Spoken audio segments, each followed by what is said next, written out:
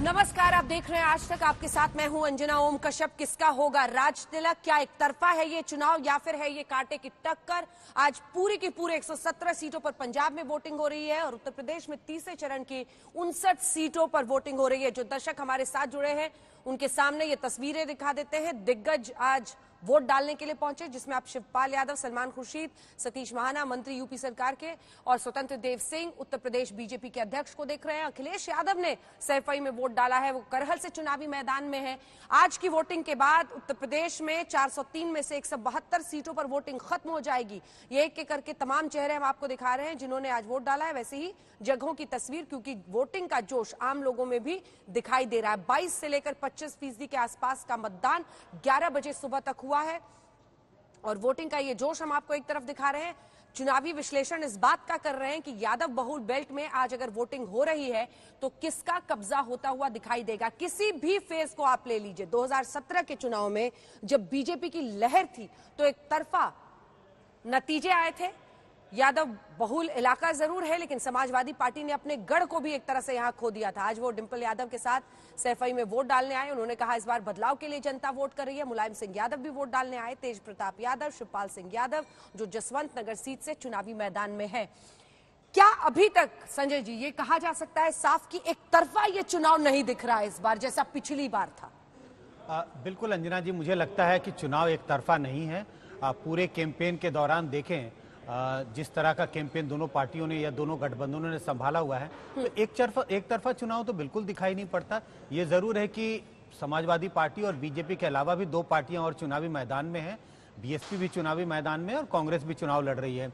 तो ये कह सकते हैं कि कंटेस्ट चौकोना है, लेकिन एक्चुअली 4 पार्टियां चुनाव लड़ रही हैं, लेकिन रियल कंटेस्ट बिल्कुल समाजवादी पार्टी और बीजेपी के बीच में दिखाई पड़ रहा है। और रियल कंटेस्ट की जब मैं बात कर रहा हूं तो इस बात पे जोर दे रहा हूं कि एक तरफा चुनाव नहीं है। दोनों पार्टियां दमखम लगा रही हैं और ये तो 10 मार्च को ही पता चलेगा कि नतीजे किसके पक्ष में आएंगे, लेकिन चुनाव एक तरफा नहीं है। कौन भारी पड़ता है ये पता चलेगा। दो लाइन में एक जल्दी से कमेंट, क्योंकि अर्पिता हमारे साथ जुड़ गई है करहल से, वो आगे की खबरें बताएंगी जल्दी से। अंजना, बिल्कुल साफ बात है कि ये इलेक्शन बाइपोलर हो गया। मैं बहुत स्पेसिफिक कर रहा हूँ कि अखिलेश और योगी के बीच में चुनाव हो रहा है और योगी कितना इसको लड़ सकते हैं, क्योंकि मुझे दिख रहा है कि एंटी इनकम्बेंसी सरकार के खिलाफ या लोकल एमएलए के खिलाफ है, लेकिन योगी के खिलाफ मतलब मुख्यमंत्री के तौर पर एंटी इनकम्बेंसी नहीं है, जो भारतीय जनता पार्टी के फेवर में थोड़ा सा उसको ले जा सकती है, उसको राहत दे सकती है। इसीलिए तो इतने सारे उन्होंने टिकट उम्मीदवारों को बदल दिया। नहीं, उम्मीदवार वैसे ज्यादा बदले जाने थे, लेकिन जब वो भगदड़ मची और जो स्वामी प्रसाद मौर्य, दारा सिंह चौहान, तमाम कुछ विधायक छोड़ के गए, तो बहुत सारे टिकट जो बदले जाने थे वो नहीं बदले। तो उसका भी एक ये है कि दुधारी तलवार होती है जब बदलते हैं टिकट। जो सिटिंग विधायक होता है वो भी डिस्टर्ब करता है इलेक्शन, और नहीं बदलते हैं तो उसकी एंटी इनकम्बेंसी काम करती है। अब लेकिन जैसा कि विजय जी कह रहे हैं, मुझे लगता है एक पक्ष और भाजपा के पक्ष में जाता है, वो है लाभार्थी योजना वाला पक्ष। दो बड़े मुद्दे हैं, बेरोजगारी और महंगाई, ये अखिलेश यादव का मुद्दा है। हाँ। और लाभार्थी योजना और कानून व्यवस्था, ये मुद्दा भारतीय जनता पार्टी का है। अब इन दोनों में कौन सा मुद्दा किसको काट के किस पे भारी पड़ेगा, जनता किसको स्वीकार करेगी और किसके हिसाब से वोट देगी, ये तो 10 मार्च को हम लोग पता कर पाएंगे। करहल चलते हैं सीधे। अर्पिता हमारी सहयोगी हमारे साथ जुड़ गई हैं और अर्पिता, लगातार आप कवरेज कर रही हैं, बताइए, दिखाइए वहां की तस्वीर किस तरफ जाता हुआ 59 सीटों का आज का मतदान उत्तर प्रदेश में। अर्पिता, बिल्कुल शुक्रिया अंजना। तो कुल मिलाकर देखिए यहाँ पर भारी तादाद में लोग मतदान करने पहुंच रहे हैं और आज अखिलेश यादव, डिंपल यादव, उनके परिवार के और लोग लगातार वोट कर रहे हैं। इस वक्त मैं बता दूं अंजना, मैं यहाँ पर सैफई में मौजूद हूँ और सैफई में उस धरती पर मौजूद हूँ जिसे यहाँ के जो मतदाता हैं वो एक मंदिर के तौर पर देखते हैं। ये वही पैतृक आवास है जहां पर मुलायम सिंह यादव, उनका परिवार, इस वक्त तो अब तेज प्रताप रहते हैं यहाँ पर, लेकिन अखिलेश यादव यहाँ पर अब से थोड़ी देर पहले मौजूद थे। उन्होंने खास बातचीत की, उन्होंने बताया कि किस तरीके से उनके आगे की रणनीति है। हालांकि करहल इसके बाद वो निकले हैं, भी जानकारी है, वहां जाकर भी वो देखेंगे, क्योंकि वहां पर जो फाइट है, जो लड़ाई है, वो बहुत खास होने वाली है। यहाँ जो ये सैफई है जसवंत नगर सीट के अंदर ही आता है, जहां पर शिवपाल यादव इस वक्त ताल ठोकते हुए नजर आ रहे हैं और यहाँ यादवों का एक कब्जा एक तौर पर माना जाता है। करीब 1,40,000 के करीब यहाँ पर यादव वोटर हैं। वहीं विवेक शाक्य को बीजेपी ने उतारा है यहाँ से, और शाक्य की अगर यहाँ तादाद देखें तो 45,000 के करीब यहाँ पर शाक्य हैं। लेकिन दोनों ही पार्टी, चाहे बीजेपी हो चाहे अखिलेश की पार्टी हो, समाजवादी पार्टी हो, दम भर रहे हैं कि जीत तो उनकी ही होने वाली है। किस तरीके के बयान आ रहे हैं, जल्दी से पहले आपको वो सुनवाते हैं। नहीं, उनका तो कोई भरोसा नहीं है। वो तो जहां जाना चाहेंगे वहां चले जाएंगे। उन्हें स्वार्थ जहां दिखाई देगा, कभी समाजवादी पार्टी में थे, कभी बसपा में थे, आज बीजेपी में है, कल कहां होंगे? कल हो सकता है बसपा में हो, कल हो सकता है समाजवादी पार्टी में आ जाएं। उनका क्या है? वो तो केवल यहाँ किसी दिल्ली वाले बड़े नेता ने उन्हें कहा कि जाओ करहल में कुछ माहौल बनाओ, वो माहौल बनाने आए थे। इस बार साइकिल की रफ्तार बहुत तेज है। इस बार पता नहीं भारतीय जनता पार्टी कहां पहुंच जाएगी। मुझे लगता है भारतीय जनता पार्टी जहां से शुरू की थी, 47 सीट से 325 आए थे, ये दोबारा 47 पर पहुंच जाएंगे। लोगों ने ये चुनाव अपने हाथ में ले लिया है, अब मेरे हाथ से निकल गया है।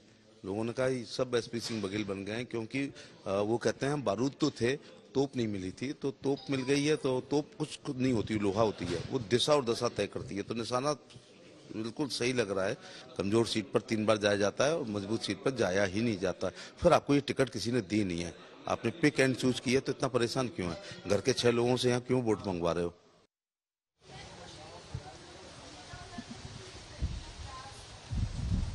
तो यहाँ पर देखिए अखिलेश यादव दम भरते हुए नजर आ रहे हैं। यहाँ पर मैं मौजूद हूँ, ये सिपाही का वही पैतृक आवास है। जल्दी से आपको यहाँ पर दिखा दें, अनुसूचित जाते हैं यहाँ पर 77,000 के करीब है, वहीं ब्राह्मण वोटर जो है वो 18,000 के करीब है। शिवपाल सिंह यादव 1996 से लेकर 2017 तक यहाँ इसी जसवंत नगर सीट से चुनाव लड़ते आ रहे हैं। 1980 से कहें तो ये जो सीट है ये समाजवादी पार्टी के परिवार को ही गई है। मतदाता सुबह से यहाँ पर निकल रहे हैं, क्योंकि ये एक ऐसा छोटा सा इलाका जहां पर जो स्थानीय लोग हैं वो सुबह सुबह ही ज्यादातर वोट कर देते हैं, क्योंकि गांव से बेचारे जुड़े हुए। और कुल मिलाकर अगर आप उनसे बात कीजिए तो वो ये कहते हैं कि बिजली का मुद्दा यहाँ पर प्रमुख है। वो ये बात कहते हैं कि यहाँ पर जो कनेक्टिविटी है सड़कों की वो बहुत खास यहाँ पर की गई, और ये भी इसका क्रेडिट वो समाजवादी पार्टी को देते हैं कि यहाँ पर गांव गांव आप देखेंगे आपको सड़कें नजर आएंगी। यहाँ पर बिजली का एक महत्वपूर्ण मुद्दा है जिसको लेकर भी लोग आवाज उठाते हैं, बेरोजगारी को लेकर आवाज उठाते हैं, और साथ ही साथ किसानी भी एक मुद्दा है। कुछ लोग ऐसे हैं जो कह रहे हैं खेतों तक पानी उनका सही ढंग से नहीं पहुंच पाता। तो ये बेसिक मुद्दे हैं जिसको मद्देनजर रखते हुए जो मतदाता है वो मतदान केंद्र तक पहुंच रहे हैं मतदान करने के लिए। लेकिन इससे पहले मैं जहां मौजूद थी उस केंद्र में जहां पर आज हाई प्रोफाइल लोग पहुंचते हैं, उसमें अखिलेश यादव, उनकी पत्नी डिंपल यादव, रामगोपाल यादव, शिवपाल यादव, ये सारे सुबह से ही मतदान करने के लिए पहुंचे। और हर शख्स जो पहुंचा, शिवपाल यादव से तो हमने बात की, उन्होंने कहा कि वो 1 लाख से ज्यादा वोटों से जीतने वाले हैं। तो दम हर पार्टी, हर चेहरा, हर नेता भरता हुआ, लेकिन किसके वादों में, किसकी बातों में कितना विश्वास होगा ये तो 10 मार्च को तय हो पाएगा। जब रिजल्ट आएंगे तब साफ हो पाएगा कि आखिरकार क्या हो रहा है। लेकिन लड़ाई जो है वो सबसे ज्यादा करल की यहाँ पर तेज नजर आ रही है, क्योंकि वहां पर है अखिलेश यादव और उनके सामने एसपी सिंह बघेल।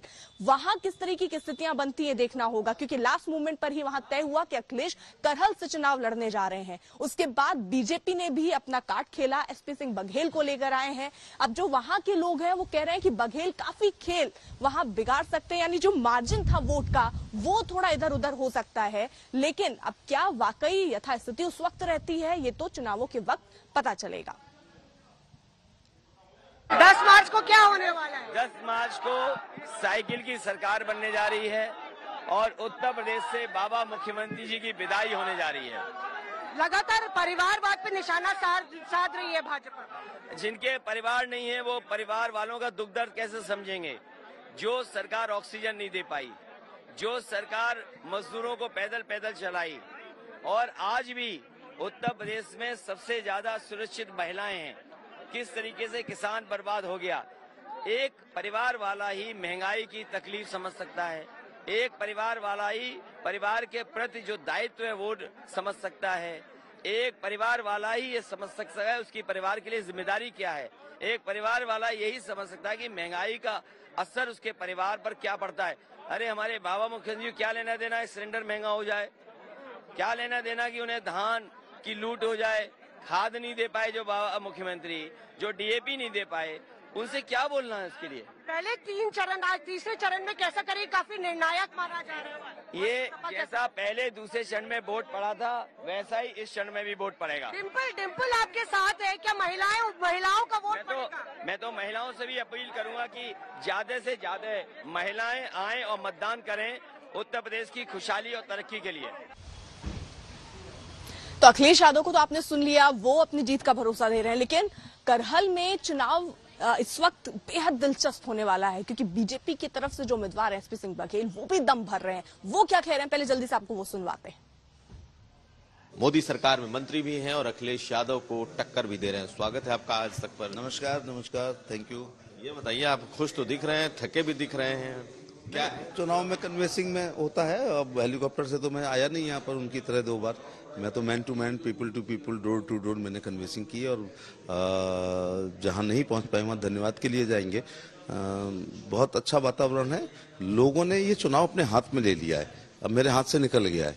लोगों ने कहा सब एसपी सिंह बघेल बन गए हैं, क्योंकि वो कहते हैं बारूद तो थे, तोप नहीं मिली थी, तो तोप मिल गई है। तो तोप कुछ नहीं होती, लोहा होती है, वो दिशा और दशा तय करती है। तो निशाना बिल्कुल सही लग रहा है, और जनता को अपने 50 साल के उत्पीड़न का एक अवसर मिला है। मुझे लगता है वो खो नहीं रहे। मुझे तो एक गांव में एक व्यक्ति ने ये कहा कि अगर आज हम अखिलेश यादव को हरा देंगे तो 20 साल बाद हमारे नाती कहेंगे कि जो सेफई का किला गिरा था तो हमारे बाबा ने भी कुछ ईंटें उखाड़ी थी। और अगर हम ऐसा नहीं कर पाए तो 20 साल बाद भी हमको ये गाली मिलेंगी जब किसी लड़की का दुपट्टा छिनेगा, प्लॉट पे कब्जा होगा या किसी का अपहरण होगा कि 2022 में आपने कमजोरी दिखाई, इसकी वजह से ये हमें वसीयत में आप आतंक भी देके जा रहे हैं। क्या मजेदार बात कही उस व्यक्ति ने। लेकिन आपको लग रहा, आपके कॉन्फिडेंस की इतनी वजह क्या है? मैं जब पूरे रास्ते आ रहा था तो मुझे बीजेपी का झंडा तो दिखा नहीं, सिर्फ सपा के झंडे दिखे। हाँ, वो है ना कि एक शेर है कि कह रही है इशारों में आसमानी हलचल कि हम जल्द कोई खामोश इनकलाब देखेंगे। तो नंदीग्राम में भी नहीं लगने ही नहीं देते थे, रात में उखाड़ देते थे। तो ठीक है, सरकार हमारी है, लेकिन आप ही यादव लैंड कह रहे हैं, तो वो जो उनकी प्रकृति है और जो उनका तरीका है, जो उन्होंने एक बार यहाँ पर मैनपुरी में 6 महीने में 3 लोकसभा चुनाव करा दिए, मरे नहीं, इस्तीफा दिया तो बाई इलेक्शन हुआ, और बाई इलेक्शन में इतना बूथ कैप्चर हुआ कि उसका भी बाई इलेक्शन हुआ। तो इनको शर्म आनी चाहिए कि लोकतंत्र के काले इतिहास में मैनपुरी लिखा जाएगा, जिसमें 3 चुनाव 6 महीने में पार्लियामेंट के बूथ कैप्चर, हिंसा और हत्या से हुई। तो ये जो सफाई जगह है, यहीं पर यादव परिवार के लोग सुबह से वोट करने पहुंचे, और जब वोट करने पहुंचे तो बयानबाजियां भी दी, अपनी प्रतिक्रियाएं भी दी। क्या कहा परिवार ने, सुनिए जरा।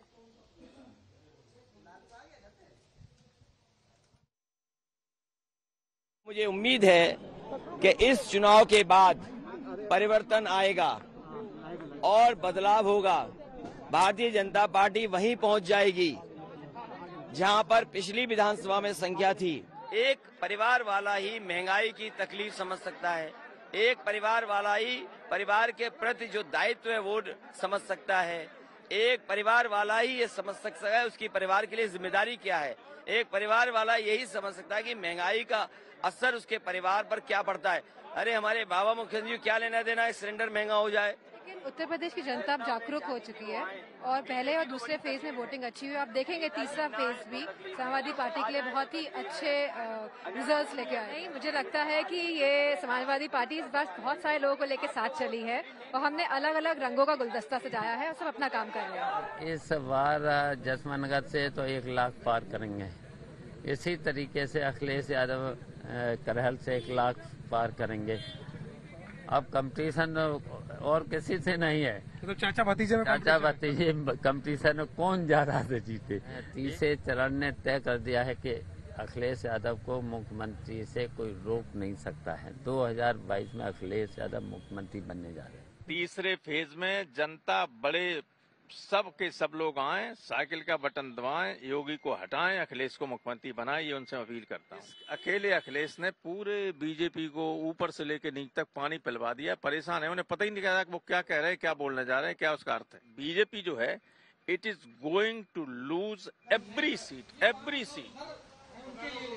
और अब आपको सीधी तस्वीरें दिखा देते हैं। अमरिंदर सिंह मतदान करने पहुंचे हैं। हालांकि वो सीधे तौर पर नवजोत सिंह सिद्धू को निशाने पर ले ही रहे थे, उसके साथ ही साथ कांग्रेस पार्टी को भी निशाने पर ले रहे थे। एंड आई थिंक हम जीतेंगे। और क्या है,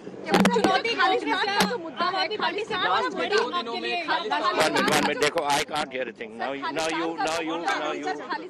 पहले रोकिए 1 मिनट रोकिए, पहले आप कर सकते। हुआ यू आर रिपब्लिक। अपनी पार्टी और कांग्रेस क्या एक बड़े चुनौती के तौर पर इस बार सामने आने वाले हैं आपके लिए, आप मानते हैं? Congress is not afraid, but I think it's a good thing. They live in a different world. They are going to be wiped out in Punjab.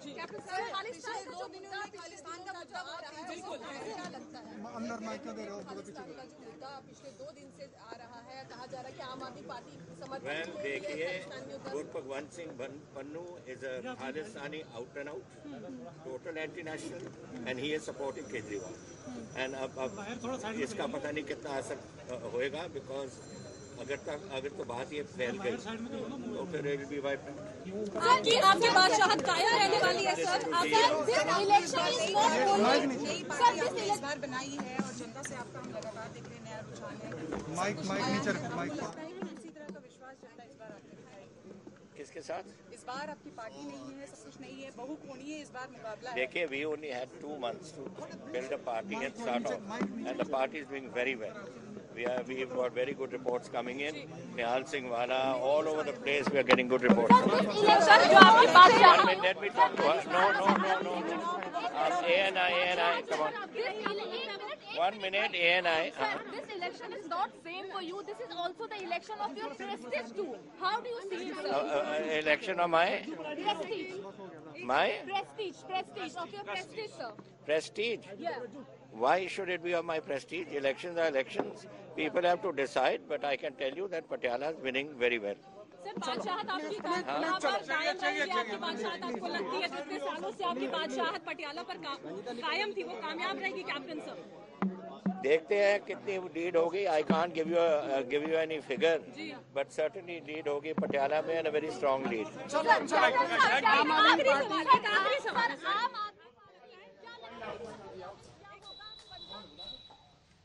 तो देखिए, लड़ाई सिर्फ उत्तर प्रदेश नहीं, पंजाब की भी बहुत दिलचस्प है। लोग बढ़ चढ़कर मतदान का हिस्सा बन रहे हैं। वोटर्स के बीच गजब का उत्साह और सभी राजनीतिक दलों के बीच कांटे की टक्कर। अखिलेश यादव ने भी अपनी पत्नी डिंपल के साथ पहुंचकर वोट डाला और जब आज तक ने उनसे सवाल पूछा तो उन्होंने कहा कि इस बार वो जीत को लेकर आश्वस्त हैं। उत्तर प्रदेश की जनता बदलाव के लिए वोट कर रही है। वहीं अगर पंजाब की बात की जाए तो पंजाब में भी वोटिंग जारी है। 3 घंटे में 18% मतदान हुआ है। पंजाब में भी बेहद रोचक मुकाबला और तमाम दिग्गज वोट डालने के लिए पहुंचे। अलग अलग तस्वीरें आपको दिखा रहे हैं। देखिए, लोकतंत्र का पर्व और हर रंग आज तक पर सबसे पहले वोटिंग का जोश देखिए। सुबह से ही लोग कतारों में लग अपनी बारी का इंतजार कर वोट डाल रहे हैं और जो हाई प्रोफाइल सीट्स है उत्तर प्रदेश की, जहां पर कांटे की टक्कर देखने को मिल रही है, वहां पर नेता खुद भी पहुंचे हैं वोट डालने के लिए और साथ ही वोटर्स का मन टटोलने के लगातार हम कोशिश कर रहे हैं कि आखिर वो कौन से मुद्दे हैं, वो कौन से अहम मुद्दे हैं जिन पर आज वोट डाले जाएंगे।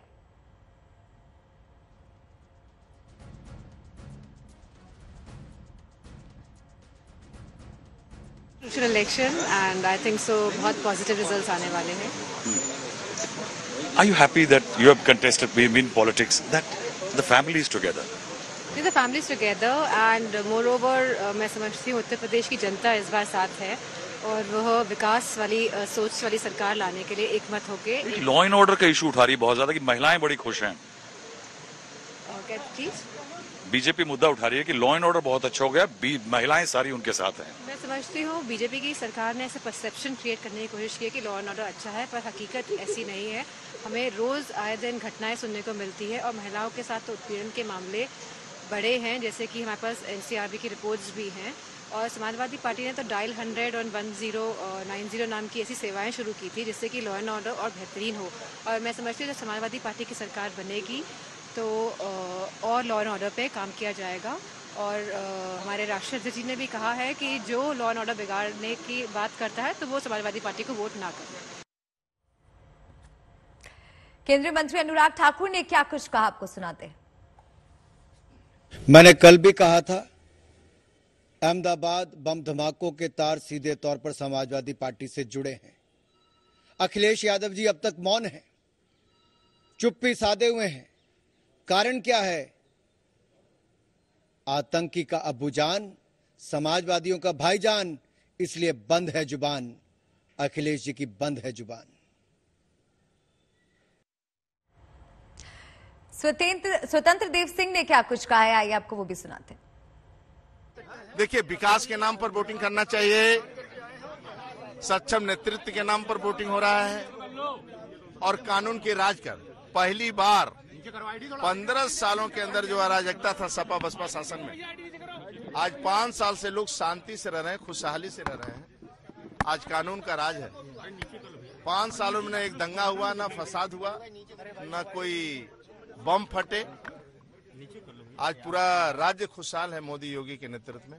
आज सवेरे पूजा अर्चना करते हुए आप दिखाई दे रहे हैं, इतनी बारी विधायक बने, कानपुर की जनता ने आपको बहुत प्यार दिया। क्या अपेक्षाएं हैं इस वक्त, आज तीसरे चरणों के मतदान होने वाले? मेरी एक ही अपेक्षा है कि प्रभु सद्बुद्धि सद्ज्ञान देने, सेवा का जो अवसर दिया उसको पूर्ण रूप करने में शक्ति दे। समाज की सेवा बड़े सौभाग्य से मिलती है। मैं इस बात को मानता हूँ कि समाज की सेवा जब प्रभु की कृपा होती है तभी मिलती है। मेरे लिए सौभाग्य की बात है कि मेरे और मेरे क्षेत्र की जनता के बीच में एक अटूट विश्वास का गठबंधन है, और जिस समय विश्वास होता है तो फिर कोई भी चीज कठिन नहीं होती, फिर एक दूसरे का सुख दुख एक दूसरे का हो जाता है। और मेरे लिए जो जनता मुझसे अपेक्षा करती है कि आप, इसलिए मैं सोचता हूँ कि जनता मुझे क्यों चुनती है, मैं स्वयं इसका उत्तर ढूंढने की कोशिश। जी बिल्कुल, क्यों जनता आपको चुनती है, इतनी बार आप यहाँ से विधायक बनकर आए? वही बात मैं इस बात के लिए सोचता हूँ कि जनता का, जिस समय जनता घर से वोट डालने के लिए निकलती है तो उसके ध्यान में संगठन के लिए, पार्टी की नीतियां पहले नंबर पर होती हैं। दूसरे नंबर पर जिस जनप्रतिनिधि को उसने चुना होता है उसकी 5 साल की सेवाएं होती हैं। तो मैं, जनता ने मुझे क्यों चुना, इस बात के ऊपर स्वयं मंथन करता हूँ, इसका उत्तर पाता हूँ और उसी के अनुरूप काम करने का प्रयास करता हूँ। और चलिए अब आपको सफाई ले चलते हैं। अर्पिता आर्या मेरी सहयोगी वहां पर मौजूद है। अर्पिता, किस तरह का वहां पर चुनावी माहौल देख रही हैं आप?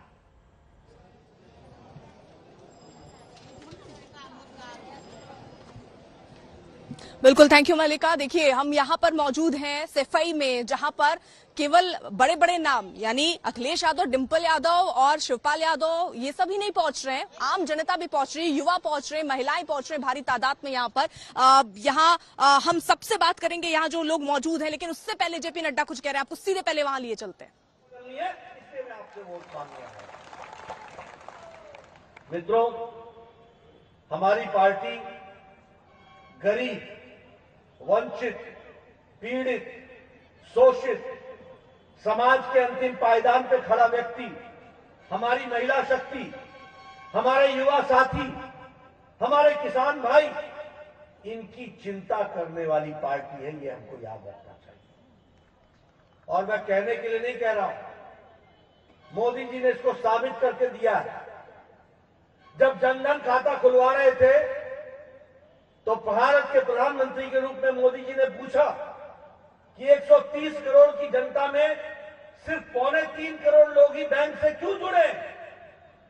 तो जवाब मिला कि गरीब लोगों के पास पैसा नहीं है ताकि वो अपना खाता अकाउंट खुलवा सके बैंक में। दूसरी बात कि उनका गारंटर कोई नहीं बनता है, उनकी गारंटी कोई नहीं लेता है। तो मोदी जी ने कहा कि बिना पैसे के खाता खुलवाओ जनधन में, मैं ऑर्डर करता हूं, और तुम्हारा गारंटर, गरीब का गारंटर सरकार होगी, नरेंद्र मोदी होगा तुम्हारा गारंटर, तुम खुलवाओ। फर्क क्या पड़ा?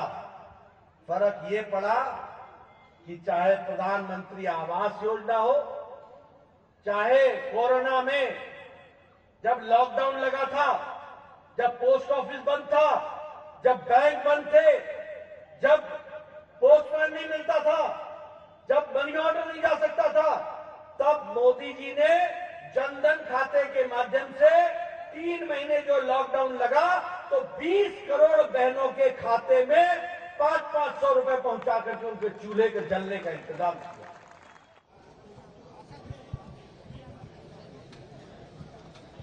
तो जहां देखिए रैलियां अलग चल रही हैं, लेकिन आज तीसरे चरण का मतदान हो रहा है 59 सीटों के लिए, और सफाई में मैं मौजूद हूं। जसवंत नगर सीट पे ये आता है जहां पर शिवपाल यादव अपनी किस्मत आजमा रहे हैं। हालांकि उनसे हमने खास बातचीत की, वो भी सुनवाएंगे, लेकिन यहाँ पर कुछ युवा है, जल्दी से उनसे चलते हैं और उनसे बात कर लेते हैं। क्या मुद्दे रहे हैं यहाँ पर? हमारे यहाँ तो वही रोजगार का, शिक्षा का, अगर जो रोजगार देगा उसको मैं वोट करूंगा। आप? रोजगार चाहिए और महंगाई कम होनी चाहिए और शिक्षा, रोजगार और महंगाई। रोजगार और जो हम लोग गाय और पशुओं से परेशान है, जो हमारे एग्रीकल्चर की सारी जो फसल है जो खत्म होती आ रही है, मैं ये चाह रहा हूँ कि इसमें भी लगाम कसी जाए। रोजगार पहली बार कर रहे हो क्या? नहीं, दूसरी बार। दूसरी बार। क्या मुद्दे? मुद्दे का रोजगार चाहिए हमको। सारे युवाओं के लिए तो एक बात कॉमन दिख रही है, रोजगार। आप बताइए, आप तो थोड़े से अनुभवी लग रहे हैं, आपके लिए क्या मुद्दा है? वही का रोजगार का, जो पढ़ा लिखा नौजवान है वो गिल्ली डंडा खेल रहा है, कोई रोजगार नहीं है। 2-3 साल में कोरोना चला गया, बेकार। रोजगार। कुछ महिलाएं भी ये देखिए जा रही हैं अंदर, और मैंने एक चीज खास देखी है यहाँ पर कि लगातार जो महिलाएं हैं वो पहुंच रही हैं अपने छोटे छोटे बच्चों को लेकर। कुछ लोग और हैं। आप यहाँ मतदान करने आए? जी जी। कर दिया? अभी नहीं। क्या है मुद्दे? बेरोजगारी। बेरोजगारी मुद्दा। आपका मुद्दा? बेरोजगारी। बेरोजगारी मुद्दा है। और बिजली अब सब समस्या खत्म होगी। बिजली की भी तो समस्याएं थी। नहीं, बिजली की समस्या यहाँ है। अच्छा, कुछ और लोग हैं, जल्दी से कुछ महिलाएं हैं, उनसे बात करते हैं। आप करती मतदान? योगी तो बहुत परेशान है। अरे वो कर दिए कि नहीं, मतदान की कि नहीं? हाँ, वोट दिया है। हाँ, कर दिए हैं सुबह सुबह। अच्छा, यहाँ पे तो महिलाएं बहुत एक्टिव दिख रही हैं, बहुत तादाद में मैं देख रही हूँ। लगातार जितने लड़के या पुरुष नहीं पहुंच रहे उतनी महिलाएं हैं। हाँ, वोट सबने दे, वोट दे सबने अकेले। तो कुल मिलाकर के देखिए, किसी का नाम नहीं। यहाँ पर जो पार्टियां हैं वो अपने अपने दावे वादे जरूर करते हुए नजर आ रहे हैं, लेकिन देखिए हमने यहाँ से शिवपाल यादव अपनी किस्मत आजमा रहे हैं। शिवपाल यादव से हमने खास बातचीत की, वो क्या कह रहे हैं सुनवा देते हैं। शिवपाल जी, कुल मिला के हमने यहाँ, मैं आई जब से और मैंने लोगों से बात की, यहाँ मुद्दों से बड़े तो शिवपाल जी हैं।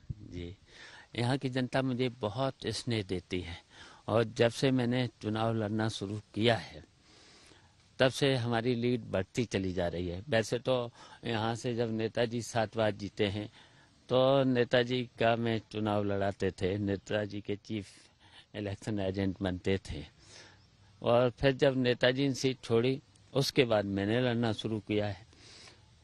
तो लगातार मैं 5 बार जीत चुका हूँ, 6वीं बार मैं प्रत्याशी बना हूँ। तो यहाँ की जनता लगभग मुझे तो लगता है 1 लाख पार से जिताएगी। 1 लाख पार का दावा कर रहे हैं आप? जी हाँ, जनता कहती है 1 लाख पार। जब पूरे उत्तर प्रदेश का दौरा किया था, अपनी पार्टी प्रगतिशील समाजवादी पार्टी बना ली थी, तो जब हम पूरे उत्तर प्रदेश में निकले तो भारतीय जनता पार्टी ने कोई काम तो किया नहीं, न विकास का, और महंगाई, बेरोजगारी, भ्रष्टाचार चरम सीमा पर।